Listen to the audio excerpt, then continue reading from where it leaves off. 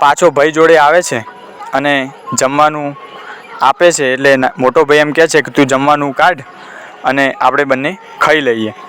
જ્યારે પેલો ભાઈ જમવાનું ખોલવા લાગે છે એટલામાં પાછળથી એવું શસ્ત્ર હોય છે, ઓજારથી એના નાના ભાઈની હત્યા મોટો ભાઈ કરી નાખે છે.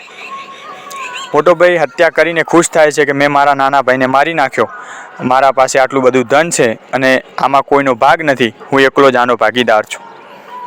એટલામાં વાગ્યા હોય છે તો 8 અને એનો એવો વિચાર આવે છે કે હવે 8 વાગ્યા છે તો લાય હવે જમીને જ ઘરે જવું અને ઘરે જઈ અને પછી હું આ જે છે એ ખાઈ લઉં અને ખાઈ અને પછી ઘરે જઈશ. હજુ તો ઘરે જવાની વાર છે, એટલામાં ભૂખ લાગી છે તો લાવ હું આ ખાવાનું ખાઈ લઉં.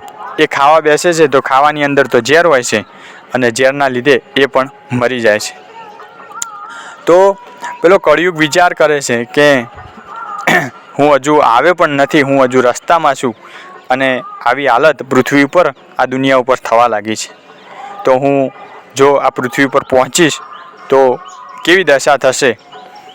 એમ તો વાત કહેવાનો અર્થ એ જ છે કે જો બંને ભાઈઓએ સાથે અડધું અડધું કાઢ્યું હોત તો કોઈને ખબર પણ ના પડત અને એ એમના નસીબનું હતું તો એમને મળી જવાનું હતું.